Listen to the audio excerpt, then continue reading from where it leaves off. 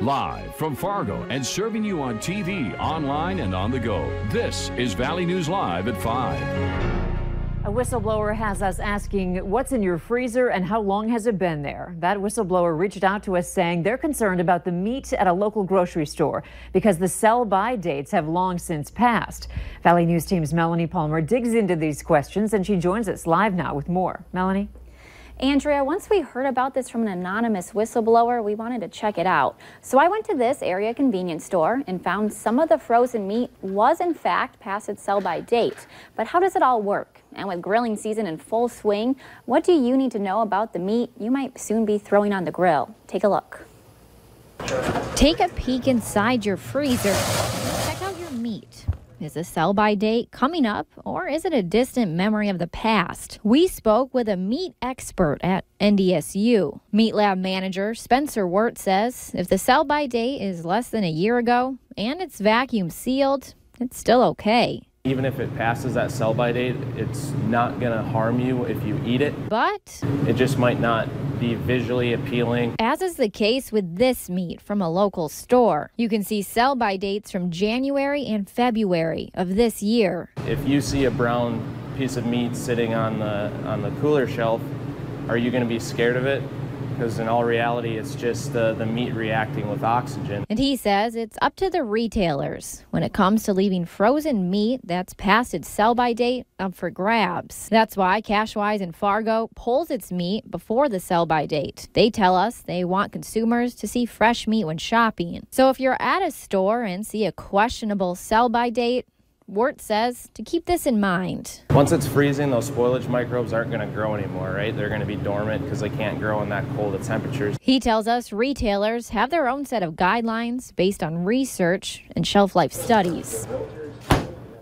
Now, we decided not to name the store involved because according to the North Dakota Health Department, the store isn't doing anything wrong. So if you see a sell-by date that is long past, Wirt says not to worry too much. It's the expiration dates you need to keep a closer eye on. Andrea? All right, thank you, Melanie. The USDA says a sell-by date tells the store how long to display the product for sale for inventory management, and it is not a safety date. As mentioned, this story was brought to our attention through our whistleblower hotline. So if you need help uncovering an issue, call us. 237-6576. You can leave your tip, and then a member of our investigative team will get on the case and go to work to expose the truth. When it comes to the weather, there's not a lot going on. Quiet with some sunshine. It might just be perfect outside for a backyard barbecue. And there is one going on in West Fargo, and they invited Hutch. Lucky guy. Hutch, what's going on? All right. Thanks so much, Andrea. Hey, everything's going on out here at the Cashwise Backyard Barbecue. We've got the Cashwise guys, and we've got the winner and their family. We'll meet shortly. But first and foremost, if you have a backyard barbecue planned for tonight, let's get you up to date with the very latest. Here's a look at temperatures across the region, and it's a sizzler up in Grand Forks, 83 now after being 86 the last hour. Roseau and Baudette also in the mid-80s right now. We've reached 84 in Fargo with a little bit of a breeze, and 79 right now in Detroit Lakes and Fergus Falls. Here's a look at the satellite and radar. Not a lot to show you this evening. In the far south, there's a few more clouds, and we'll see a few clouds tonight as temperatures exit the 80s and slip into the 70s for much of our evening. So a nice summer-like evening here as we prepare to close out the season of spring and head into summer. And now I am joined live on television with Richard Fuller. Richard Fuller, you're this week's winner of the Cashwise Backyard Barbecue. Did you know? That was the first time I ever won in my life. Well, congratulations, I really sir. enjoyed it. That's very good. Where did you sign up to win? In Fargo. In Fargo at the Cashwise, and you do that at the meat department. We'd love to have you swing into your local Cashwise. Hey. Find the meat department. You know where that is? Yeah, absolutely. Okay, and then you go in there and you sign up, and we may be in your backyard next week. So first and foremost, you got a big crowd here. Who are all these folks? Most of them are my kids and their kids. Well, fantastic. Looks like the whole family's going to have a good time tonight. And did everybody bring your appetite? Okay, yeah, and including me. I brought my appetite. Coming up here in just a little bit, we'll have a detailed forecast for your weekend ahead. We'll check in with the Cashwise guys for that weekend to see what they have in the store for you. Andrea? All right, thank you, Hutch. We'll check in with you a little later. One person suffered a minor injury after a garage fire in Moorhead this afternoon. It happened around 3 in the 2900 block of 29th Avenue Circle South. Firefighters quickly put the flames out. The person who suffered a minor arm injury was not taken to the hospital. The garage was a total loss, but there was no damage to the rest of the house. There's no word yet on what caused the fire. A Fargo man was arrested after police say he drunkenly crashed through a fence and hit a house and then tried running from the scene. 24-year-old Damian Troy was driving southbound on Wheatland Drive in Fargo before he left the road and hit the house. No one in the home was injured. A passenger was hit in the crash but is expected to be okay.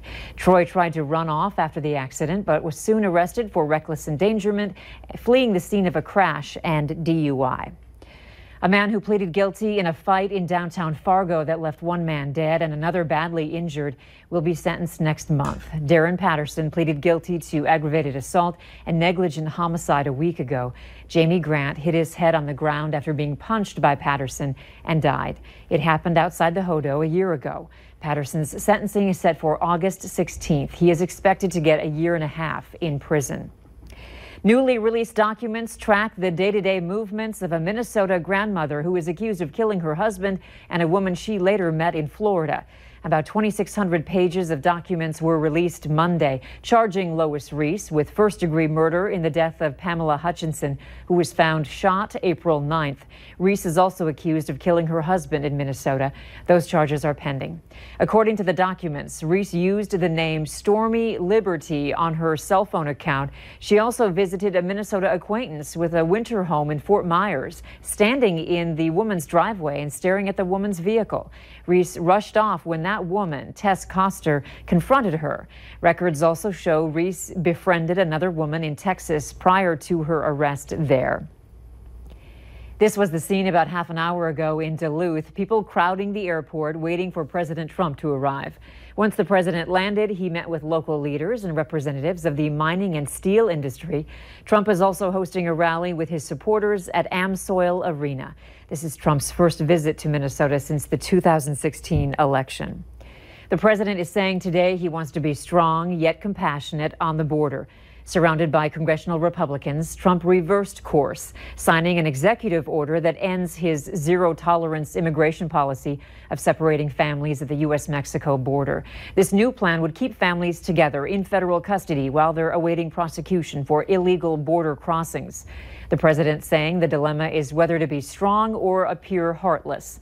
Trump had repeatedly defended his immigration crackdown, but images of young children crying and housed in metal cages set off international outcry.